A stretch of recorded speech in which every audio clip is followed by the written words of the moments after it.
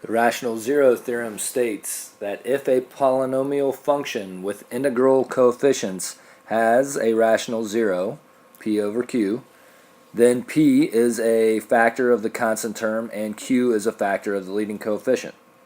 Okay, so just like a lot of math theorems, it might be a little confusing, but there are some important things to understand. This statement is only true if the coefficients are integers, okay, and that's all of the coefficients. And also, according to this first statement, or this first part of the statement, it's only true if there's a rational zero. You know, if your polynomial function only has imaginary zeros, then none of the rest of this is true, okay? So only if there is a rational zero is the rest of it true. And so the rest of it is saying, in this situation, the numerator, p, is a factor of the constant term of the polynomial. And the denominator, q, is a factor of the leading coefficient. Okay, and so this is going to have applications where we're going to try to find zeros of polynomial equations that have a degree bigger than 2. Now, to use this theorem, it's kind of like we're going backwards. You know, we're looking for zeros. That's how you solve a polynomial equation, is to find its zeros. So we're actually going to start with this second part, and we're going to think of factors of these two, you know, the constant term and the coefficient of the leading term, and try to zero in on our on our zeros of the polynomial equation. So let's look at this function f of x equals 2x cubed minus 7x squared minus 5x plus 4. You know, when you are solving a polynomial equation, what you're really doing is looking for its zeros. Okay, and the only way we can start is to use this rational zero theorem and hope that we can find a rational zero. Because what you're trying to do with any polynomial equation is to reduce it so that it is a quadratic, and then you can use the quadratic formula or factor to solve the remaining two zeros. So remember, we're looking for numbers in the form of p over q, where p is factors of the constant term and q is the factors of the leading coefficient. So let's just list out what our possible p values could be, okay? Because factors of 4 would be plus or minus 1, plus or minus 2, or plus or minus 4. Okay, and so these would be our options for p. So now we're going to look at the leading coefficient, 2. And it could be plus or minus 1 or plus or minus 2. And these are our options for q. Now, you have to go about and rearrange all the possibilities here. So I'm going to go through and start with the denominator here. And we could have, you know, it's kind of like you're distributing this to everything. Okay, so our denominator of 1 could produce possible factors of p over q as plus or minus 1, plus or minus 2, or plus or minus 4, right? Because that would just be 1 over 1, 2 over 1, and then 4 over 1. Okay, now we're going to go through and use the denominator of 2. Okay, and so then we would have 1 over 2, so it could be plus or minus 1/2. And then 2 over 2, but 2 over 2 reduces to 1, so we don't need to do any repeating things. And then 4 over 2 is 2. So these are all the possibilities. And again, what this is saying is, if this function has a rational zero, it's either positive minus 1, positive or minus 2, positive minus 4, or positive or negative 1/2. If it's not one of these, then we would know that this function has no rational zeros. And there is a way to test that, but first I want to just go through a couple examples of this, and then we'll come back and talk about how we can test this information. Okay, so for another example, let's figure out what any possible rational zeros might be in this function. Okay, and again, we're just looking for the factors of the constant term, and we're going to also look for factors of the leading coefficient. Okay, so let's start with what our p could be. Okay, so our p, right, refers to the factors of the constant term. Okay, so the only factors are plus and minus 1, or plus or minus 3, or plus or minus 9. Okay, now q is our denominator, and that is talking about factors of the leading coefficient. So it could be plus or minus 1 or plus or minus 5. And now we're going to list out all of our possibilities that our rational zeros could be. Okay, so we're going to start with the denominator of 1, and it'd be 1 over 1, which is 1. So it could be plus or minus 1. We'll go to the next one, 3. So 3 over 1 is just 3, so maybe it's plus or minus 3. Move on to 9 over 1, and it could also be plus or minus 9. Alright, so we did all of the combinations with the first denominator. Now we're just going to move on to the second denominator. We're going to reduce it, and if we don't need any repeats. In this case, we're not going to have any. But we're going to do 1 over 5, so it could be plus or minus 1/5. It could be 3 over 5, so plus or minus 3/5.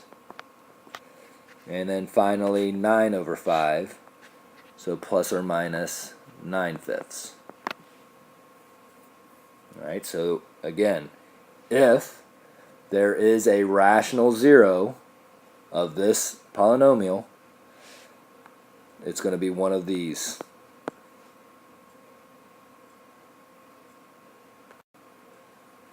And further, if you want to apply the fundamental theorem of algebra idea here, we know there's going to be 4 zeros. Now we know that there's 4 zeros, but they're just in the complex set of numbers. Okay, but if all 4 are rational zeros, then all 4 of them are going to lie within this group here. Alright, so let's figure out all of the possible rational zeros for this polynomial. Alright, and so again, all the factors of the constant term. So we have plus or minus 1, plus or minus 2, plus or minus 3, plus or minus 5, plus or minus 6, plus or minus 10, plus or minus 15, and plus or minus 30. Alright, so there's a whole bunch of different variations. Luckily,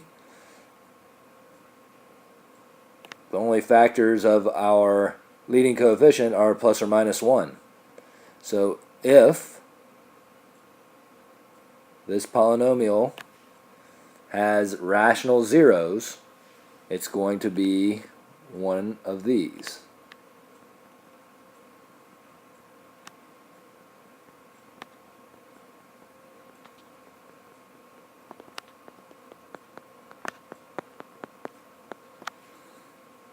Okay, now again, we know that there's going to be 4 solutions in the complex set.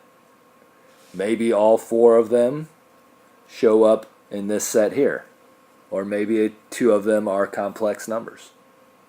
But at least we have a starting spot to start figuring out solutions. Alright, so let's go back to the original example that we were talking about. And this is the work that we did. We figured out that if there is a rational zero of this function, it's going to be one of these 8 here. Okay, so now we got to figure out, well, which one is it? And again, we really only need to find one because, once we find one, we'll have a quadratic and we can solve for the rest of it there. So what you have to do, and the only way you can do this, is to just start trying and plugging numbers in. So, okay, so it doesn't really matter which numbers we try to test. Okay, so I'm going to start with the easiest ones, which I think are +1 and -1. And then if I find one, we'll talk about how we can use that information to find any of the others. Now we're going to use the factor theorem here.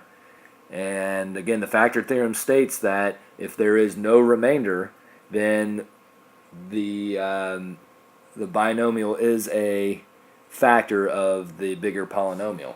So again, I'm just going to start with 1 and then take the coefficients of our original polynomial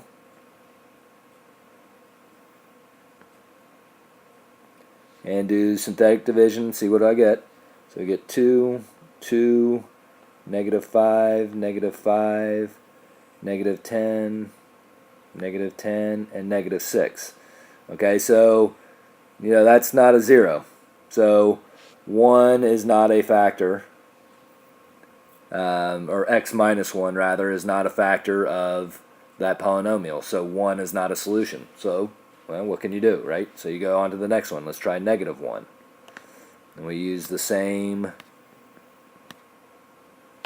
coefficients and see what we get. 2, -2, -9, 9, 4, -4, and 0.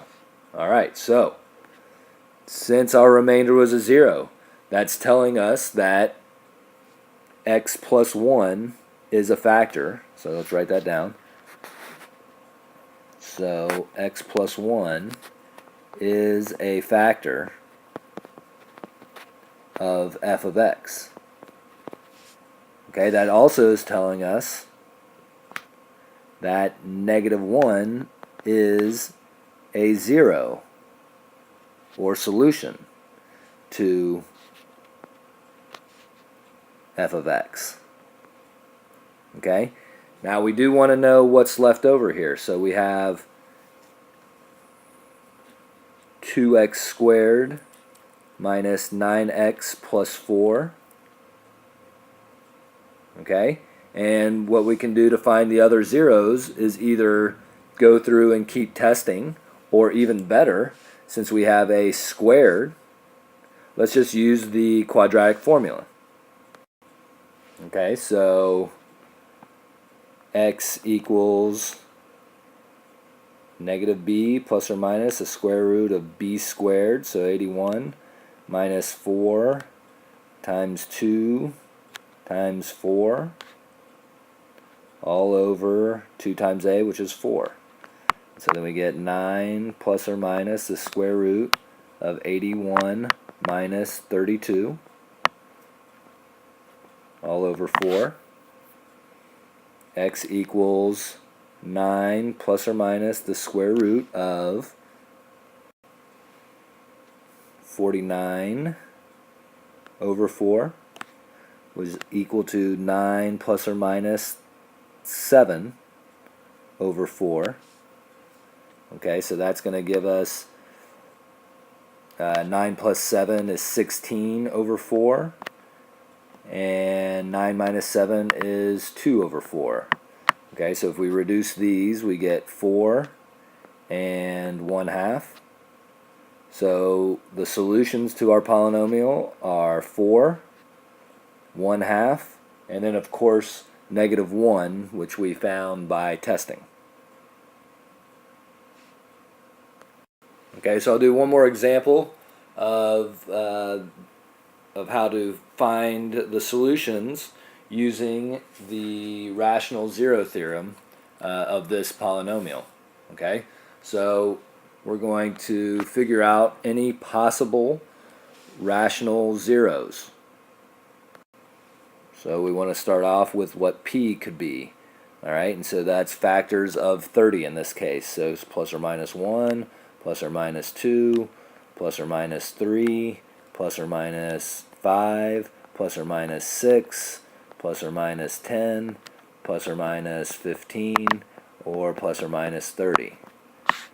Again, we got lucky here. Q is the factors of the leading coefficient, so plus or minus 1.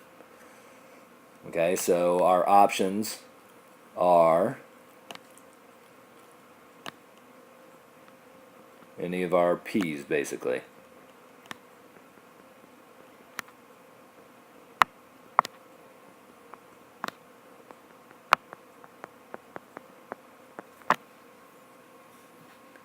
Okay, so again, I'm just going to start and start with the easiest ones, which I believe are 1, then move on to 2s, 3s, you know, and see if I can figure out one of the solutions. And I really only want 1 because then it'll be a, you know, what's left over will be a quadratic, and then I'll just use the quadratic formula.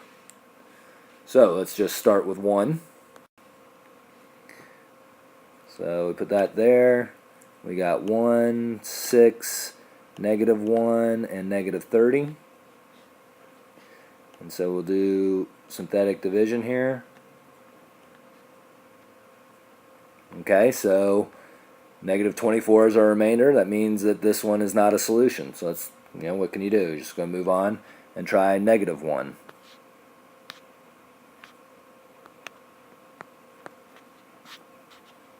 -1, 5, -6, 6, -24. Okay, so again, not remainder is not a 0, so -1 isn't a possibility. So we're going to move on to 2 and see if that one works. So again, we're just copying down the coefficients. And let's see what we get. Okay, so we got lucky and we found it already, right? Our remainder is 0, so that means 2 is a solution. And what we're left with is x squared plus 8x plus 15. And this one is nice because this actually factors. And so to find the other 2 solutions, right, we're going to set that equal to 0 and think of numbers that multiply to give us 15, add to give us 8. That'd be plus 3 and plus 5. And so x equals -3 and x equals -5. And then don't forget about x equaling 2. Now, you might have noticed, you know, the bigger the numbers of the leading coefficient and the constant term are, the more possibilities you have. And we just got lucky and ended up picking one early on. So we're going to, later videos, we're going to talk about how to limit how many numbers we're actually going to choose. So, you know, that's coming up.